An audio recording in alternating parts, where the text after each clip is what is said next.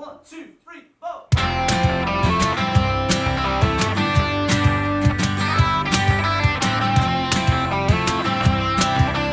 Please welcome Mr. Tom Haughton, hello. Hey, how are you? It's nice to be back. So that was the last time I did Belfast, and then the time before that was genuine, I think, where I lived here. Okay, which was when? In the 90s. In the 90s. Full disclosure, so my dad was the head of the British Armed Forces over in Northern Ireland at the time of the Good Friday Agreement signing. Can I tell you something? When you told me that in my car, we were driving around Lincoln, I nearly crashed. What is happening? Welcome to the Mudblood podcast. We are brought to you this week in association with Manscaped, our main sponsor. They've been with us from the start. They help us keep baldy nuts. If you want to shave your nuts, if you want a nice clean shaving haven down below and you want to impress the girls, go and get yourself Manscaped. They have the 5.0. You get the ball toner, you get the ball deodorant, you get the nose clipper, you get the boxing shorts. And if you use our code, they've given us a code. It's Mudblood. You get 20% off. All that full kit, clean shaving down below. Manscaped, our main sponsor, our best friend. We are also brought to you in association with That Praise Guy. My friends at That Praise Guy are amazing. You go on the websites, they've got holidays, cars, instant praises, watches, £1 million houses. You don't like the praise, you can get a cash alternative. They've got instant praises. They've got all going on. They're one of our main sponsors. You'll see them everywhere now. They sponsor boxers, they sponsor everything, and now they sponsor comedians. Go on to it, That Praise Guy. You'll get a wee code. Mudblood gets you a wee bit off of discount. Go and check them out. Top lads. Welcome. And my dad saw two balaclavaed guys going into a post office or a bank or something. He said, I think there's being a robbery. And so the bodyguards pulled over and got their guns out. And when the two people came out, they were doing a robbery. The bodyguards were like, army, army, army. And these poor blokes had just got two BB guns. Two replicas. And I went to replicas and we're trying. And how unlucky is that to rob a bank? And then just the army are just driving. Probably some of the most trained men. Yeah, exactly. Like, yeah, if they had been the cops, they wouldn't. I was in the back of the car going, feeling sorry for them. I was like, oh, that's not fair. Oh, give them some stamps or something. I don't know. And see that, would normal family things happen for you, like days out and stuff like that here? Yeah. Because obviously you were coming over from boarding school, so your dad had to do stuff with you. You had to do stuff. Yeah, absolutely. So on the barracks, there's lots of stuff to do. Yeah, there's the cinema. Yeah. There's the NAFI is what's called, was the military shop there. Mm-hmm. The SSVC was like the blockbuster video of on there. I was actually the only officer's kid who ever worked at the NAFI. No way. Yeah. Here?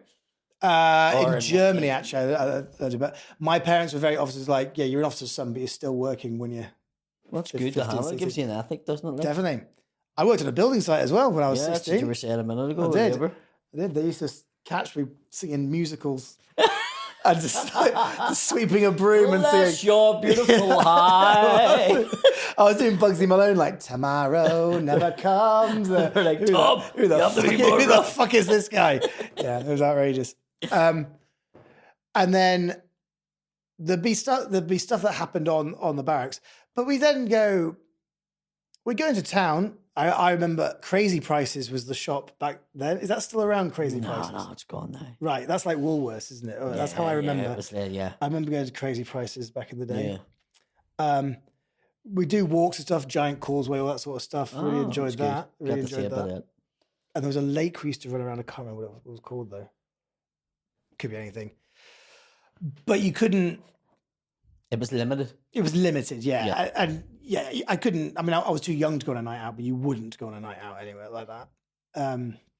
My sister, I remember, had a netball match. Her school toured Southern Ireland, and my parents went with that, and there was like 5 protection cars that had to go with my parents for that. Jesus Christ.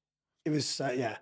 But again, like, I didn't really understand it. It's sort of like, you know, when you watch Derry Girls, and they're just girls, and they know it's around, but they don't quite. Yeah, I mean, we grew up with it, so it wasn't like my kids see it now, and like an odd time you would see an army jeep's going down the motorway, maybe moving from barrack to barrack or something. But very, very rarely you see it now.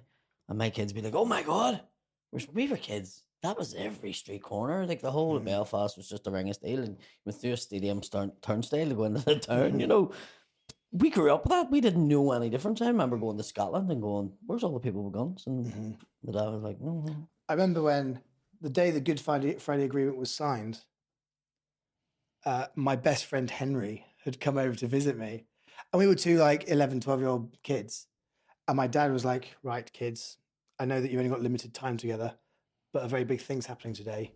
You've got the choice of either coming and watching history being made, or you can do what you want to do and go to Laser Quest. And we were like, fucking Laser Quest. 100% Laser Quest. I don't know what it is. And I don't know what that is. I want to go and play. Go to Laser Quest, please, Dad. As we went to Laser Quest. My dad didn't. Obviously, he went to the thing, but we got tickets. And looking back, I wish I'd gone because what an amazing thing to have written. But back then, older brain looking at it. But you know what I mean? Yeah, it was all watching a treaty being signed so people stop violence and shooting. No, I just want to shoot my friends. Yeah, with a laser gun. Yeah, let's prepare for the future. So ironic, isn't it? Yeah. But see, did you never think yourself to go down that road of doing military or? No. Wasn't for you? No, firstly, I was performing like Cats the Musical in a full leotard in front of my dad and his officer friends at 5 years old. I was slinking, doing skimble shanks down the banister, and they were like, right, probably not from the front line, this one. So then we want jazz hands walking into a rack. I was like, no, absolutely not. You're sort of like the land. You ever watch Madagascar? Madagascar? And he goes back to Africa. And he finds his dad, and then we'll have this scene where, you know, and he's like, "Oh, well, I'll pick him. I'm going up against when he thinks it's a dance off." Yeah. That would be me. No, I'm that. I'm Zoolander. I'm Billy Elliot. I'm all that sort of any hardened dad, and just like, but Dad, this is me. I was no, absolutely not. I also I did like CCF, Combined Cadets at school. Was that forced? Was that a forced subject? It was it was. I had to do it to a certain stage, and I was terrible at it. I hated it. We'd go on like to these military barracks, and everyone would know who my parents were, so I get treated weirdly. We'd also have like I remember one time we had like one of our house staff. He was a corporal at the time who'd been sacked because he'd fucked around at our house. He was taking the course we were on, and he fucking bullied me on this course. That's what I was going to say. The bullying probably came in. Yeah, it really did. So I just got put off the whole thing. I also lost my rifle. I was the only kid who lost it. So I was a shit soldier as well. It's best for everyone involved that I didn't join. Yeah. And also, my dad's got to. It's not just the army. My dad was the head of the military. Yeah. Like. He's completed the game. Yeah. You can't do better. Yes. So you were never going to... I could never... I would have been never able to, but I literally couldn't, even if I was any good. What do you mean? Yeah. So I didn't want to have a life of living under my dad's shadow. You're not like your father. Yeah. Because that's what it would be. And everything... If I'd have got a promotion, it's because of who his dad is. It'd have all been nepotism. It was a no-win situation. No-win situation. And so I became a comedian. The obvious choice. What did your dad feel about that? Like, how did he, when you went in to say, I'm going to be a comedian? Like, he didn't get it. Because, I don't know. It's probably because it's such a serious job. And life it's so serious. Right, we actually eventually, it's such a serious job. It's also a very hierarchical job. And it's very like, you are this level, you do it this amount of time, then you'll get promoted to this, and you get paid this, then this, and paid this. My dad remember going, right, so comedians, what would your annual salary be? Like, no. That's not how it works. Yeah. 1 month I might nail it. The next month I might have nothing.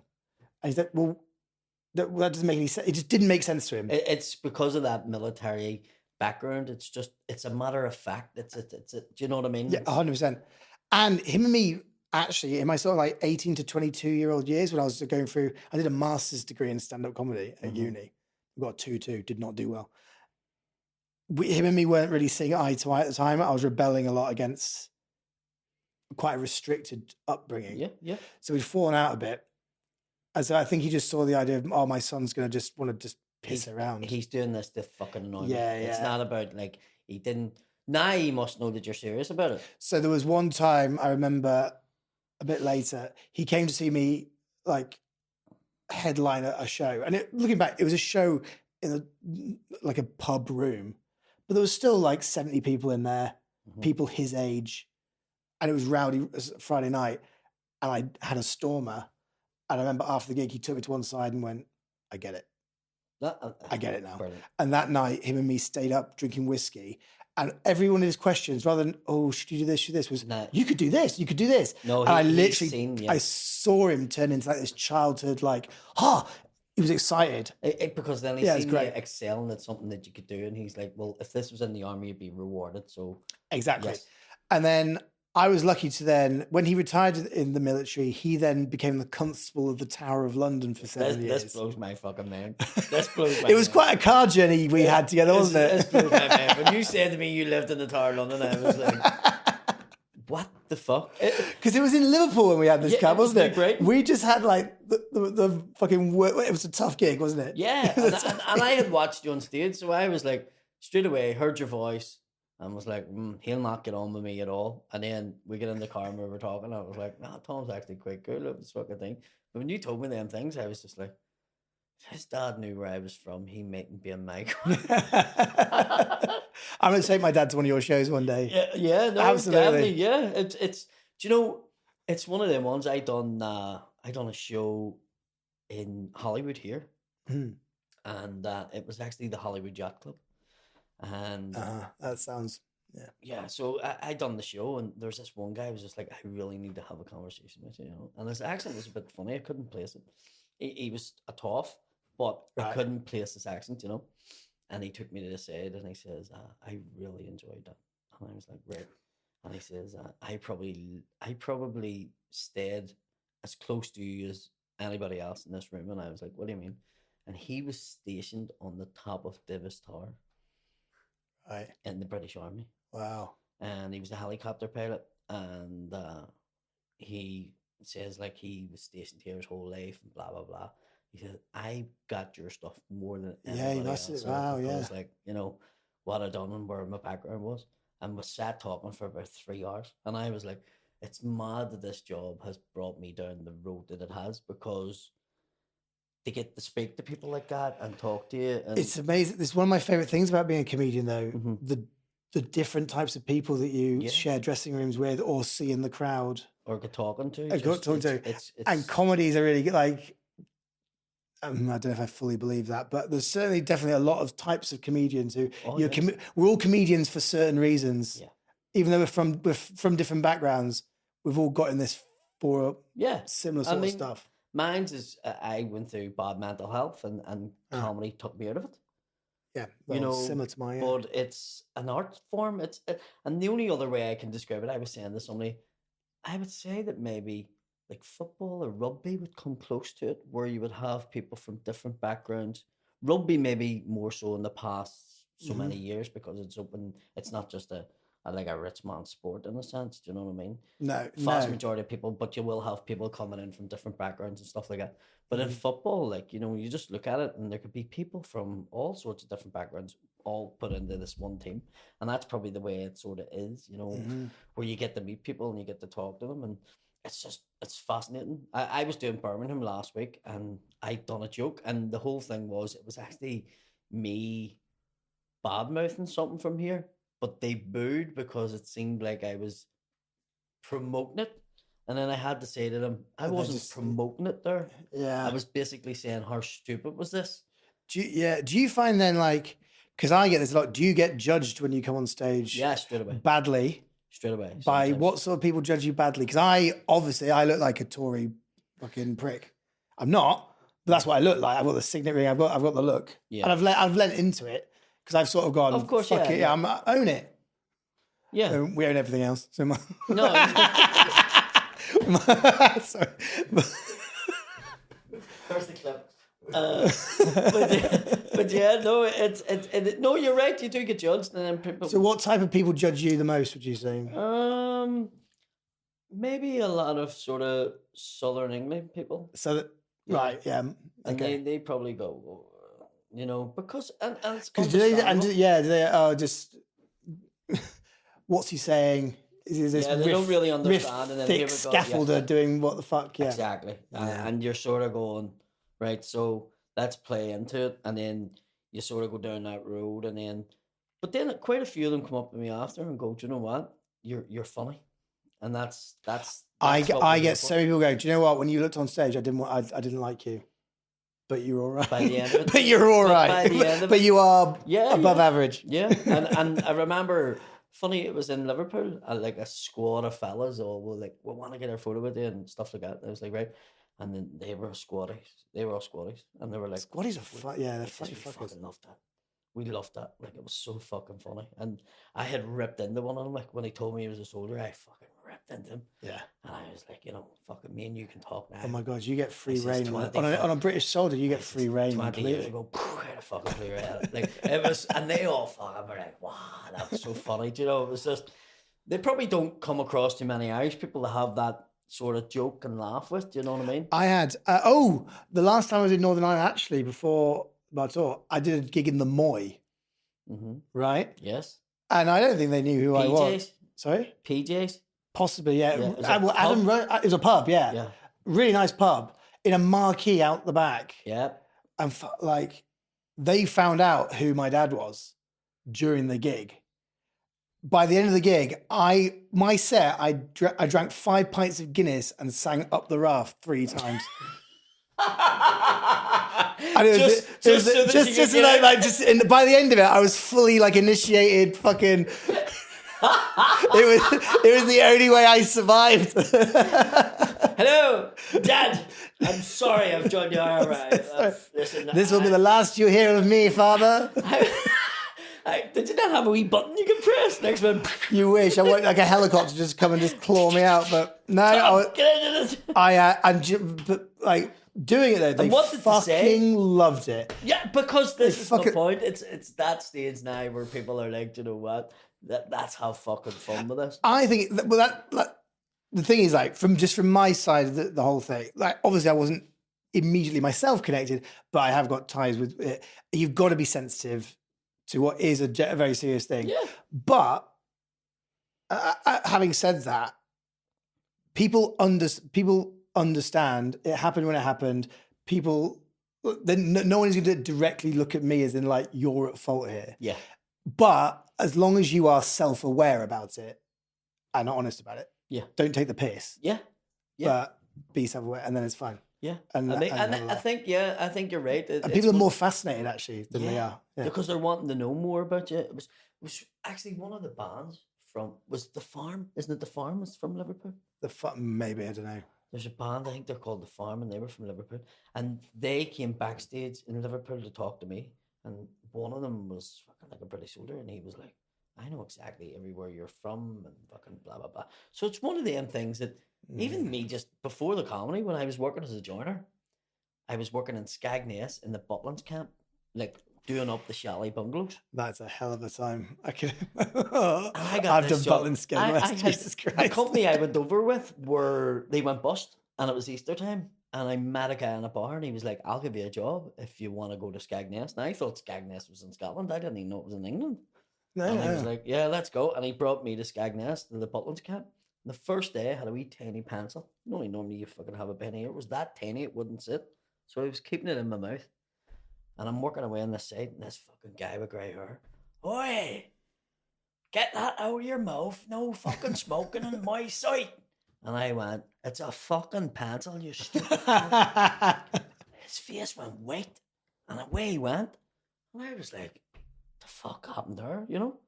So I seen him run about the side and staring down, looking at me, and then away again. We all ate in the canteen, and I was in the canteen having my dinner that night, and he came over and sat down, and he says, what part of Falls Road are you from? And I just looked at him, and I was like, how do you know I'm from the Falls Road? And he says, I was an IO for the British Army. He says, right, really? And I know accents, and I know dialects. Oh, you just gave him a flashback. And he says, it's a fucking pencil. A fucking pencil. But he says, I don't know why I tried to do that. He says, I went to find out. So he was Wow. like, how did you get this job? So when I told him how I got the job and the guy that employed me and stuff, and that guy that employed me dropped me off and was away working somewhere else. Wow. And he was like, right, okay. And went on for about 2-3 weeks. And then the main foreman lost his finger in the toolbox. The toolbox dropped down like a big metal toolbox, and his finger came off. And I had mine bit off. So I run over and what a bonding moment. Yeah, and I give him first aid. And the foreman said That's that ridiculous. we touched fingers, and that was us blood brothers. And but I was giving them first aid. It's been a long day without you. My handshakes over the. I'll tell you he plays what the piano on one side, and I play the other, opposite hand. But me and him got talking, and he was like, "You know, you shouldn't be here." And I was like, "What?" And he was like, "It's strange that you're giving me." He says, "You shouldn't be here," and I was like, "I don't know what you mean." And he went, "We're all ex-military." Wow. And I was like, "What?" And he says, "Yeah, this is feelings." He says, although it was an Irish company when it first set up, it's all for this scheme. It's all soldiers who were either engineers or went through PDST or whatever, and we all work here." Wow. He says, "So you being here is like, it's blew everybody's mind." He says, "But everybody really likes you." That's good. Yeah. And he was like, everybody at the start was like, "Sis, cunt down here." He says, "But then everybody got to know you." That's So not. he Yeah. told me that, and I was like, "Right, very good." So he went to the hospital, and the wee guy with the grey hair, he came in, and I says, "Here, he's only after telling me." And I got a phone call 4 hours later, told me I wasn't working there no more. Oh, you did get taken off, really? Because he shouldn't have told me it. Because it was like a big secret on the site. Don't tell the Irish guy what we are, because now he knows. And I was like, "Oh, for fuck's sake, who am I going to tell her fucking Scagness and me? I don't even want to be here. Never mind fucking Irish and Eve and over there." My God. Take on a whole That's a shit, mate. Well, you missed out. I mean, Butlin Skegness, Dave. It was something else. The first gig I did at Butlin Skegness, we drove the car up, and I swear to God, it was a fancy dress weekend. As we were entering, I saw Darth Vader fingering a Smurf up against the Burger King, while 4 of the Teenage Mutant Ninja Turtles threw chips at them. And I was like, welcome to Skegness, Butlins. I drove a really old Transit van. It was in 1987. And there was a guy flashing. Oh, yeah. In an old transit van. So it was like, it's an old transit van. There's a guy pulling up and he's flashing people. So we mostly were in the camp, but I went out to go and go to bookies or something, like at night time. And I drove down the road and the fucking cops. And they're like, "We're looking at somebody that's flashing people." And I was like, "It's not me. It's not." And the cop was like, "How do I know?" And I was like, "Well, one, did they say there's any markings on the penis that the guy was flashing?" And they were like, "No." And I went, "Well, mine's is marked. Like there's a tattoo on it." Mine is marked. And the cop was like, "What?" And I was like, "Yeah." And he was like, and I was like, "Do you want me to show you it?" And he went, "Not really, but now I'm intrigued." And I was like, "Right." And I showed him it, and he went, "All right, leave it with me." And he went away and he came back and says, "No, it's not you." I mean, you had to beg my pardon. I'm not familiar with your penis. What's the mark? What do you mean? Is it a fucking? Do you not remember? I know. I mean, it was a nice car journey, but it wasn't that nice. Pulling over to the lay-by. Have I shown you my mark? Yeah. No. Is it the Death Eater sign? The reason why I'm called the dagger is because I have a tattoo of a dagger down it. Which becomes a sword when you must have done all these jokes. No, There must have been all these it jokes. It becomes a dagger. It becomes a dagger. It's originally a penknife. Better. Yeah. But yeah, so once he seen that, he was just like, no, it's not him. But so I told the guys when I got back to camp, I was like, yeah, there was fucking the cops stopped me there, was somebody flashing, and they were all laughing, and I was like, yeah, what was the chances of another really old transit van flying about with somebody flashing? And they were like, I know, and they didn't sort of believe me. And then about 6 months later, I had one of them on Facebook, and he sent me a message, and he says, that was on TV. And I says, what was on TV? Yeah, they caught the flasher. He says they caught the flasher, and it was on TV. It was like, he says, I watched one of them cop shows, and they got the guy. He says, and it was a white transit, and it says, we stopped one other Irish traveller who had it, but he had a marking on his penis, and it was what was said, and I still can't find the TV. Fucking, I'm like, what was it on? You need to tell me. Oh yeah, he's absolutely. Because the cop thought I was an Irish traveller, and I'm like, bastard. stopped one other Irish traveller that had a tattoo on his penis. And I'm like, I'm fucking not a traveller, you cunt. Wow, Jesus Christ. Yeah, so, but it's funny. It's funny, just different things like that. Mm-hmm. But so Germany was another place you were stationed. Well, your dad was stationed, but you would have been there. But I did Germany twice. Okay. So JHQ it's called, near Rheindahlen, near Mönchengladbach, near Dusseldorf. Once when I was very young. And then once, like sort of 18, 19 years old. And that was a great time, actually. I just finished school, sort of my gap year. And then I worked at the civilian mess in there. Which, so on the barracks, you have like the officers' mess. Yep. The non officers mess and the civilian mess, because obviously you need people like postmen and all that sort of stuff who actually work on the barracks. And I worked with a mate of mine called Chris, who was like the year above me, and we just got pissed the whole time and watched hardcore German porn on the projector whenever the lights were out. That's pretty much what we did. Then he took me to my first whorehouse. Yeah. They did, get this. I'll tell you a story if you want.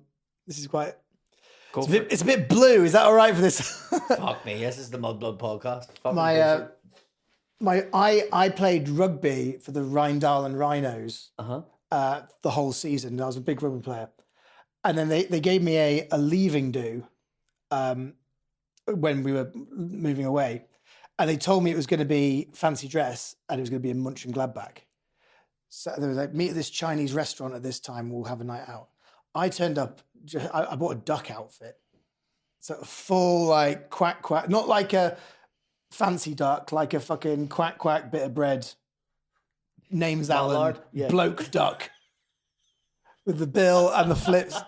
Right, and I walked into a Chinese restaurant. Now, I don't know if you ever walked into a restaurant and you're on the menu. Yeah, exactly. And none of them would come in fancy dress. They'd all just fucking obviously they'd set me up.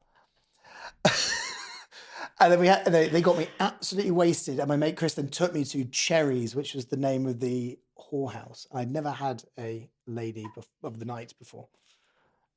Were you a virgin at this stage? I wasn't a virgin, right, but I'd never had a working girl before.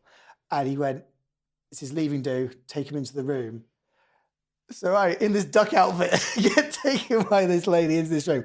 Unbeknownst to me, he paid her an extra 50 euros. And he went, when he gets his tail down, stick a finger in his ass. And they all just waited out in the foyer until literally 5 minutes later they hear, "Ah!" And this duck fucking sprints out the door and out into the night. It's going, "Ah!" You run, you were like, fuck that. I waddled as fast as I could. Yeah. I was waddling for a few days after. Were you giving it the stand up? Yeah. So you didn't stay then after that? No? Didn't go back? Hey, let's call it a blur what happened after that. Once I'd got my breath back and recalculated. You went, you know, I wasn't actually that bad. Hey, I don't know if you're. You went back there. I've never been there. So I don't know if Cherries is still going, but it was good. It was good. Oh God, it was great. Yeah. And then we then went out to another bar, and I remember my the staff sergeant who was our house sergeant. So because we were like a senior officer, we get a house staff. Mm-hmm. One of them was called Sergeant Stewart. He'd been with our family for like 8 years. Like literally watched me from like young, and now I'm 18. Like I'm part of the family. He'd been in Ireland with us when we first met him, and he'd been over in Germany. And I saw him at the bar, and then I realised that I was like, oh fuck, he doesn't recognise me because I'm in a fucking duck outfit. Yeah. So I went like sat next to him at the bar and had a whole conversation with him. Didn't know it was you. Had no idea it was me. Until eventually he sort of. I gave the game away, and he recognised me, and then got me the most drunk I've ever been. And within like half an hour, I was spewing my guts up outside, and he just gone. That was it. Yeah, he's like he'd never seen me off work, so he's like, "We're equals now." Yeah, bang, and let's go for it. Absolutely destroyed me. It was I learnt a lot that night. It was a big night. That's good. It's an experience, isn't it? Germany was great. Germany was really fun. Yeah, I had really nice times in Germany. I've been in Frankfurt. was going to say I've been in Frankfurt, but that's as much as I've seen on it. I would love to see other parts of it. Yeah, do you gig in Europe? Does the Holland. accent make it hard? Holland was the only place. Holland, yeah, I've Holland's done great. Amsterdam. Holland's great. Spain. Done Spain, Holland. I've been asked to do Denmark and Norway and stuff. The mad thing about Norway's beautiful. yeah, the Really Amsterdam gig was there was loads of medical people from Ireland over, so that's why they booked me. So Right. the audience was 98% fucking Irish, and then the other 2% was two guys from Rotterdam who go to learn Right. English, and I was the act. Yeah, it's So tough. there's isn't it, two as well? guys running about Rotterdam who think English language is like, yo, what's happening? So that was maybe not a good move by them. That's But not there is great. a lot of English speaking comedy. Apparently, it's like that. So It's really it's building, definitely. I did that the last time I did. I went in Germany, Stuttgart actually, and it was going to be a tour show. And then you get an email going, "Hello, I'm an English teacher at a local school. I'm bringing 30 students to come and see your tour show." And you just go, it's like, a bunch of 16-year-olds who don't want to be who there. don't want to be there, who don't really know English, who are just going to stink up the whole. And they did. It was a terrible gig. Germany aren't the easiest to make laugh anyway. No. They are like, I know stereotypes are stereotypes, but they're stereotypes for a reason. And Germany, like, they won't even laugh. They'll do this. And then I remember a couple came up to me after the gig and went, "That was a very funny gig. We enjoyed your jokes. We will come again next year. You will have new jokes." Yeah. Okay. Yeah, that's Thanks. just the way it That's is. about Because when it done Amsterdam, funny, the girl that run the gig, she had another gig in Germany the next night, and she was like, "Oh, we're going to Germany," and my wife was like, "No," because that gig came about on our 10th wedding anniversary, and I didn't tell her I was doing a gig until we got there. Ooh, yeah. That's... So then, How is the marriage going? no, Communication. we're still there. But off to Ibiza, right? You see? You said? Yeah. That's exciting. So we're still there, but it's one of them. It's ones still where- there. Romance is not dead. It's alive and well. Maybe no romance. Clinging but on. We're still there. It's good. With a mutual hatred for our kids. So Oh, is that keeps it together. You're bonded through hatred. Really? Yeah, in the house. We both like the house. And the house is nice. Yeah, okay. And we don't want the kids on our own at the weekend. Do you know what I mean? So Yeah, we'll just nice. keep going. But yeah, the Tower of London. This. Sorry, yeah. Yeah, because we went off from that. We did. I How lived there for long? 7 years. 7 fucking years. Yeah. Like, that's fucking unbelievable. Like, just, there's people visit that building every day. Yeah, I know. There's people will travel to visit that building. Oh, so it's the most popular, it's the most visited landmark in Britain, I think. Yeah. Yeah, which makes sense. Built in 1066 by William the Conqueror after... Which we all know because we were taught that history. Yeah, shot in the eye, Bayeux Tapestry. Yeah, that's right. You know this? Yeah. And then it's gradually got built up over the years. Been loads of different things. Like it was a zoo at one point. It was a menagerie. They had like elephants and polar bears and tigers and stuff that all lived there. Labbers and old people and stuff. Then it yeah. was a military barracks a lot. Then Duke of Wellington, who was one of the constables, so one of my dad's predecessors. Was he born in Scotland or was he born in Ireland? It's a good question. I don't know. I think he is. Is he? I think so. Are you claiming him, are you? No. Oh, Ireland claiming him, not yet. No, fuck, I'm not claiming him. I get in trouble for that. I get put out of West Belfast claiming him. But there's quite a bit, like Wellington Place in Belfast. Is there? There's a bit of a connection, and I don't know what. I could be wrong. He may be Scottish. He may be. I know. Mightn't be Irish, but he may be born in Ireland. So he was the constable who drained the moat, because the moat around the Tower of London used to be full of water, and someone had tried to design it. The idea is that because they just stick all their shit and piss everything into the moat, and it was meant to go with the tides to flush round, and then go out into the Thames and then waft it all into France was the plan. Yeah. But they built the moat too deep, so it just piled up over the years. Yeah, it never fucking. It never flushed. So it smelled. It stank, yeah. Yeah. And then so Wellington was the guy who drained the moat. And then on my dad's turn, my dad, it was just like grass. He brought the super bloom to the boat. The idea was they would have Wild flowers.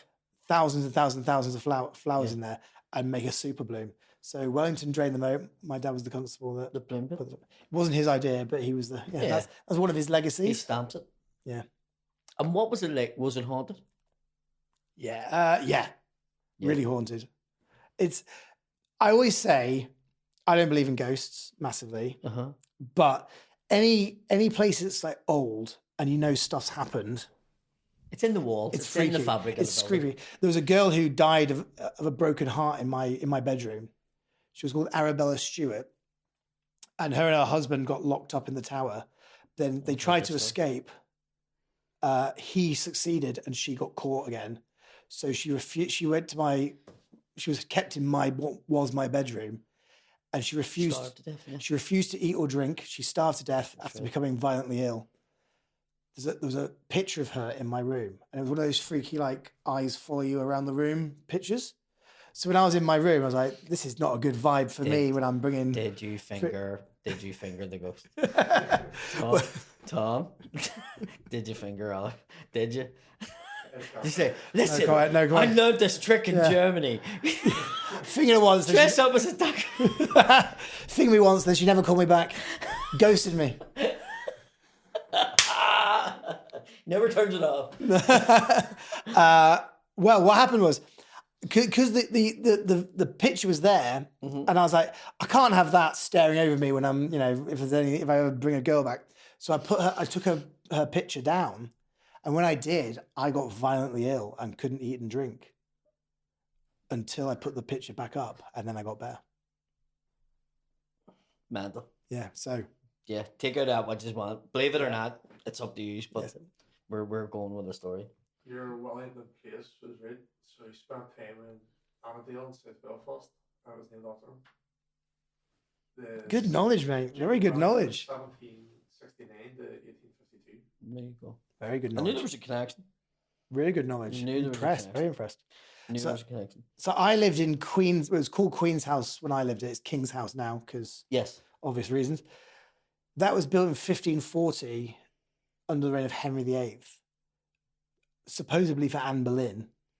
Right. And I don't know if you've been to the Tower of London, but inside there's like a courtyard where the beheadings are, and there's an old Tudor building in the corner that's sectioned off. That's the house. And like one of my two dining rooms was the room that Guy Fawkes was interrogated in. We've got the Thomas More cell. St. Thomas This is what I mean. I guess it was your fucking home. It was my home. Never had house keys because we had a Queen's Guard with a Beefeater. No, Queen's Guard, different. Yeah, Queen's Guard. Beefeaters are the old veteran ones. You. Queen's Guard are the fluffy big big microphone heads. He'd stand outside our front door the whole time, so we didn't need keys. And did you have access to all there is? Depending on the time. Like because obviously the crown jewels were like 100 meters from my front door, so at any point during the day I could go and look at them.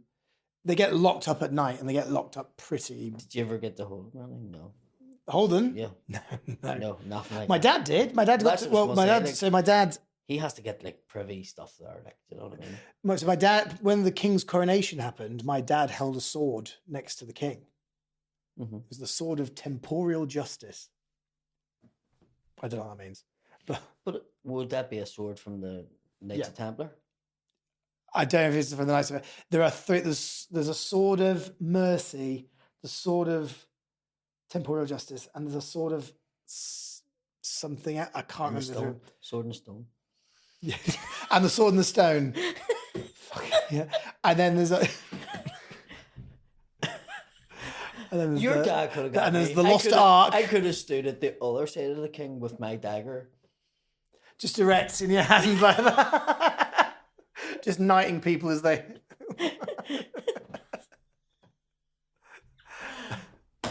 That's horrendous. But the whole thing, like, everybody knows Braveheart, but like William Wallace was executed there, wasn't he? He was tried there. I'm not sure he was executed there. I think he was executed somewhere else.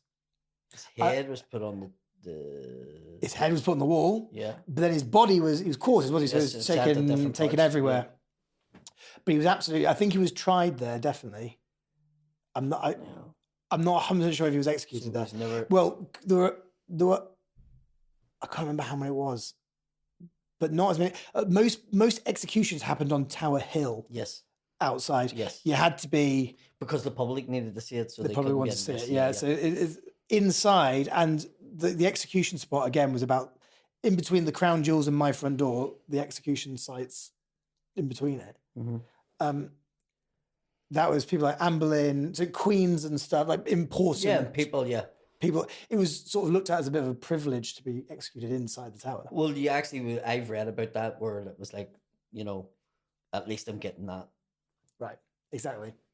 You know, what was it? Something recently I was reading about. It was something to do with an executioner. And it was sort of like he had respect for the executioner. Mm-hmm. There's there's loads of stuff about the executions. My dad, when he became the constable, he gets given it's some fucking hat that he gets given, and a sort of a right to, as the constable, when a boat comes into harbour, he's allowed to have a certain amount of like kegs of port or rum. He's allowed to take livestock across London Bridge, and if he ever gets executed and hung, he gets hung with silk rather than rope. That's nice. Which, it's nice, isn't it? If you get executed, Yeah, a little bit of silk. That's nice. Yeah. And did he have the right to have first night with anybody's bride? Yeah, if I ever get married, my dad gets. It's why my girlfriends never last. They find out about this rule and they're just. And in terms of like, did you bring girlfriends and women to the Tower of London? Yeah. Did you use that as a chat-up line? Yeah. I remember moving in and trying to be quite respectful to it. And then my first night back, one of the sort of beefeaters on board was like, "Where's the girl, Tom?" So what do you mean? When you've got the best chat line in the whole of London? Come on, mate, and we want something to look at. Like, all right, lads. So they must have been used to it then. Yeah, you know what I mean? Well, I think I was the first. Yeah, I mean, they know. Yeah. They know. Look, there's still rules, right? You've got to be respectful. Of course, yeah. And also, every girl that I brought back, I had to sign in. So the BBs have got literally a black book of all of my conquests. Yeah. William the Conqueror, Henry VIII, Tom Haughton. You're up there, Tom. You're doing well. You're in the top 10. I mean, you're not being Henry VIII. No way. Oh, what a lad. But I also you try it sometimes, yeah, and it's not a very believable chat line. No. In the smoking area of a vodka revs. I can bring you back to this Tower of that- London. All right, no, you're not. You don't live there. Yeah, you do. Oh, really? Why? What do you do for a living? I'm a stand-up comedian. Oh, fuck off, mate. Yeah. You are absolutely taking the piss. Show me the keys to your house then in the Tower of London. I don't have keys. But I do have this guy. Yeah. So, but definitely, I had my respectable time there. And then it would always be quite funny. Sometimes you bring a girl back, and obviously a walk of shame is pretty bad. But if they stay the night at the house, you open the door and there's 3,000 tourists all taking pictures of the front door. And there's like a cobbled walk past literal guardsmen that the poor girl would have to do in stilettos and a miniskirt. And no pants. Because Tom keeps them all. Yeah, I'm sorry, but that's actually a ritual. Yeah, you're not. That is part of the thing that if you come in here, you're not allowed to leave your pants. But I mean, I will stress, you do have to respect being there as well. Like, I did, obviously, I had loads of fun there and some great memories, but you can't really have secrets going in that. You couldn't smuggle anyone in. Yeah, your whole life is. Somebody knows something about your whole life. And it becomes quite hard. I mean, it is literally living in a museum. Yeah. And there's so many rules. And everyone knows your business. But even your whole... I mean, it's a small violin to play, isn't it? And so it's no rent and I live in a palace in the middle, but, people know what I'm doing. It's really hard. I get it's a small violin. Beside, Buckingham Palace or even the Banff Palace or whatever... Yeah. There was nobody really living anywhere really as cool as you, in a sense. Do you know what I mean? I think, who ever gets to say that they did that? I'm so lucky. And I am just lucky. Yeah. I have done nothing. Yeah. My dad and mum worked really hard. Yeah. And would there be much pressure on you to marry into establishment or anything like that? Definitely some people from the background I'm from have that pressure. Yeah. I think I have felt that pressure, but I think it's a pressure I put on myself rather than my parents worrying. Yeah, in Like, your head, you're going, In my head, yeah, this would be the right thing to do for the family in a sense. yeah. I mean, yeah, right, exactly. Whereas And I has actually there don't not think. been any... Well, I think so the older I get, my mum, fucking anyone, Tom. You're 39. Jesus Christ, just do something. Yeah, Keep the bloodline strong. yeah. Pass the family name down. I've had no, I mean, like, I don't know. But then all my dad was the son of a wool dyer from West Yorkshire, and my mum was from Darlington, like a local. Get you. They aren't from. My No, I know parents what you aren't from mean. big stock. But Big stock, you know what I mean? no, but that's what I mean, which makes the pressure maybe a wee bit, because they have done so well. Then is the pressure on you to sort of keep the lane going? Because we've got up this Premier League. You have to keep the situation in the standard. Do you know what I mean? I know exactly what you mean, but I'm glad you're saying this because, again, it's a very small sympathy story, but there is a pressure. Like, yeah, my parents came from relatively humble beginnings and smashed it. Like, got Yeah. to an impossible level of well done. What is the chances of somebody from that background getting... My mum is a local girl from a town called Richmond in North Yorkshire. Family owned a small shop, absolutely nothing. My dad, wool dyer's son, got a scholarship to a private school because he's clever. Got into Sandhurst because he's very clever, whilst doing an Oxford University degree, very clever. Married my mum randomly. They met on an obstacle course one day. She left Richmond, her hometown, where she thought she'd live and die, to follow this man around the world. They travelled everywhere, eventually becoming Lord and Lady Haughton. They lived in the Tower of London, the historical Paris in London. They have now moved back to next to Richmond, my mum's hometown, and they are now Lord and Lady of my mum's hometown. What a flex for my dad. Jesus Christ. That is an unbelievable thing to go, Yeah. follow me and I'll make you a lady of your hometown when you come back. And that whole thing. Nothing happened. And now I'm a clown. Like, Currently doing the Mudblood podcast. In the middle of West Belfast. Try my best. But like, so it's like, there is a pressure. Because also it's like, at least don't fuck up. Like, don't become No, well, nothing. you have a bit of success behind you in what you do. I mean, Look, I'm really I've got myself a lifestyle, a career now that is my own. Yeah. Obviously, the background has been really interesting and it's helped. But you know, when you're on stage, funny's being funny. No one gives a fuck. After 2 minutes, you no could one be a fucking son of a fucking lord and lady that's Exactly. not funny at all, Exactly. trying to be funny, and It's exactly that's that. the difference. Yeah. So I'm very proud of the career I've made for myself, and that I didn't go into the military or go into banking or something like that. Yeah. But yeah, absolutely, definitely a pressure. But you know, we're all under pressure, aren't we? So if there's any establishment families out there watching the Mudblood this Friday night, and they have a daughter who You watch. You got me on this. Your followers, you're going to get an influx of Tarquins and Sebastians. Like, yeah, it's going to go. Another Tabitha's just followed us. What the fuck's going on? Yeah. Tom was on this thing that we thought was the Harry Potter podcast, and it was a fucking Republican. I thought I was finding out if I was Gryffindor or Ravenclaw. Not bloody. You seem like somebody that would have been in Harry Potter. Yeah, well, yeah. Well, my boarding house. Yeah, my school is it's boarding school. Yeah. Yeah, Definitely. less dragons, but even that, way too, more paedophiles. I mean, I'm lucky too in my job that it fucking actually gets me to like bump into people like that, and it's a mad link that we had that day in the car, and I was like, and you were like, yeah, I know Lisburn and I know this, and I was like, how did you know that? And then you told me, and I was like, fuck, and like, what was it? We would never have really met in life other than it was the comedy. Comedy's great. You know, and it has that. It's one of the great levelers.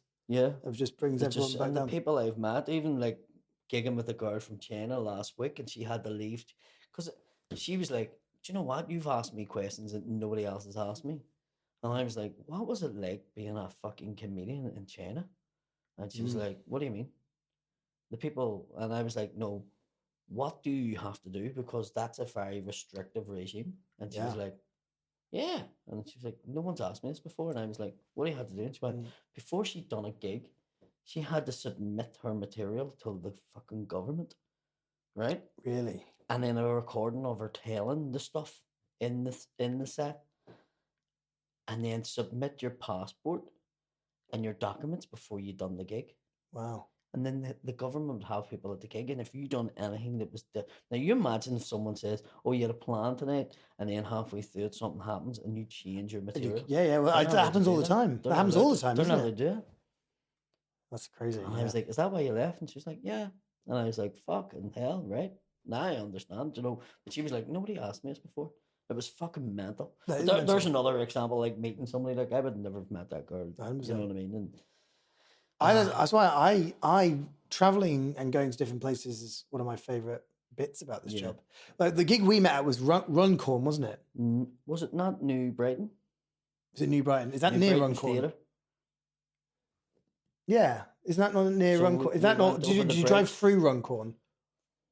Can't remember. Can't remember. It's one of the rougher parts of Liverpool. Mm-hmm. Do you remember? Because I came on stage. Do you remember? I came on stage and went, "Good evening, everyone. Delightful to be here." Your voice and they laughed for 15 minutes straight. I didn't even say a joke. One bloke went, "What the fuck?" Yeah. And they just laughed at me. Yeah. And I had to go, "Is that all we're doing now? Is that just laughing at me?" I remember the gig, and then I went on. I was like, "I'll be good because I'm working class." And I was like, they were fucking like, "What the fuck is this?" Because when you think about it, they got you who sounded like a toff to them, and then they got me who was fucking complete Irish, and it was just like, Yeah, it was definitely two curveballs. Yeah, absolutely. Have you done? I've just done gigs in Indonesia. But you what must was have that done. Yeah, interesting because the level in general is very bad. mm-hmm. Well, sorry, they're beginning. I shouldn't say bad. The level in general is it's a very new scene. Yes. They're coming up. So you come over there and they're just like, You're amazing. oh my God, yeah. It's a real mixture of people. It's the first time the first gig I did over there, there's a really big Russian contingency over there. You think Germans don't laugh. Russians, even like the worst. And also the headline act was a drag queen. So it was a Russian-owned hotel. Oh, and they don't like that. And there was also a bunch of the gay community came. So I arrived, they're like, so yeah, the audience is many Russian and gays. I was like, well, that's not talk about. That's a bad mix. It's a bad mix. I actually have a bit of material where I went to a local bar in the docks area here. It's called the Dockers Club, funny enough.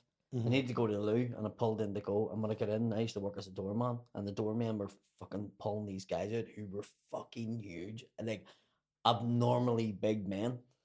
And they were like, "Just get them away from here." And I was like, "What?" And they were like, "They're Russian sailors. They come off on the boats. They've been drinking in here because the bar's open all hours because it's in the docks. It has a special law." So they were drinking from like 5 o'clock in the morning. This was 7 o'clock at night. They were like, "We just need them to get out of here. They've lost their shit in here." Yeah. And one of them said, I drove a London cab at the time, and he sat in the front seat. And there's not meant to be a seat there, and we put one in, and he sat, and his knees were above his head in the front. There He's just staring at me, That's and I was like, "Where you going to the boat? He's going to your boat?" And the guy was like, "No, we want to drink." And I was like, "Right." And he was like, "We were in this fucking place, Duckers Club." He says, "And we come 5 o'clock, we drink vodka, everybody good, all fucking nice people. They bring us sausage rolls and stew and all this food, and we drink. And we are there all day and all good, and then, whoa, a fucking man with boobies and beard, but long hair dressed as woman is doing fucking bingo." What the fuck? So it turned out there's a tranny called Portia does bingo in there. So it's like tranny bingo. That's and amazing. they lost their fucking shit. So that's so funny. they were like, "No, we want to go drinking more." And I was like, "Right." And they were like, "Where will we go?" And the main gay bar in Belfast is called the Kremlin. You're joking. And I went, "I know the exact spot to bring us to." And outside it is a fucking statue of Stalin. You're joking. And I pulled in, and I knew the fucking girl who done the door. And I was like, "Elaine, these guys are Russian sailors." She went, "Get them in, get them in." Hello, And they sailors. went up the stairs. Hello, sailors. And I don't know what happened after that. But I drove away. I needed to go to the toilet when I picked them up. I pissed myself because I went, I can't believe they're going to. It's like the moment in Police Academy with them two going, they were like, what the fuck? Fucking hell. That's amazing. Fucking awesome. Awesome. What are we on there? Full hour, don't I? Full hour. Tom. Yeah, needs to I'm be on back. stage in a bit. Yeah, so we need to get on. But Tom, thank you very much for coming. Mate, thanks for having Is me. there anything to plug? Anything you need to plug? Well, I'm going to be on tour next year. I'll be coming back to Belfast. Well, we'll keep you up to date with yeah, it, and we'll that- definitely have you back on whenever yeah. William and all's here. And if you haven't checked out Tom, check him out on the socials. Check him out. He's a very funny man and a fucking top bloke. Thank you very much, Mate, thank you for having me. No problem. Pleasure. I'm just riding away on an awful summer's day. I'm overwhelmed, but the sun will keep me safe. There'll be orange flares and love affairs, but if we turn back now, what's the point?